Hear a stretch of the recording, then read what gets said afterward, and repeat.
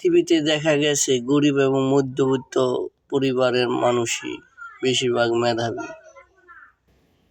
শিল্পপতির ছেলেরা ভাবে যে তার বাবা টাকা আছে, তার জন্য দেখবেন গরিব এবং শিক্ষার্থীরা লেখাপড়া করে সংগ্রামের মাধ্যমে।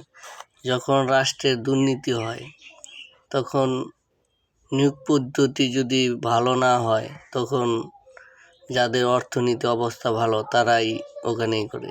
নিয়োগে দুর্নীতি হলে রাষ্ট্রের সেবা কী করবে? কেউ যদি 20 লাখ টাকা 10 লাখ টাকা ঘুষ চাকরিতে ঢোকে, সে ঘুষের মাধ্যমে ওই টাকাটা ওঠানোর চেষ্টা করবে।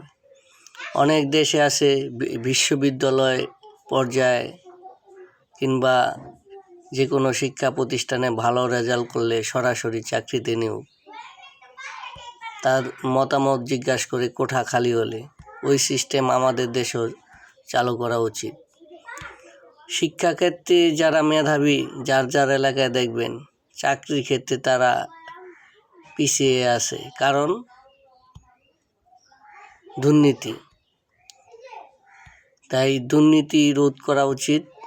বর্তমান সরকারের প্রতি মাননীয় প্রধানমন্ত্রী তারেক রহমানের প্রতি অনেকের আশা আছে, সম্ভাবনা আছে, এবং মুয়াজ্জেম পুরীদের যে ভাতা, এটা যুগান্তকারী সিদ্ধান্ত। আশা রাখি প্রতিটা সেক্টর, মন্ত্রী মিনিস্টারের পাশাপাশি সোশ্যাল মিডিয়া,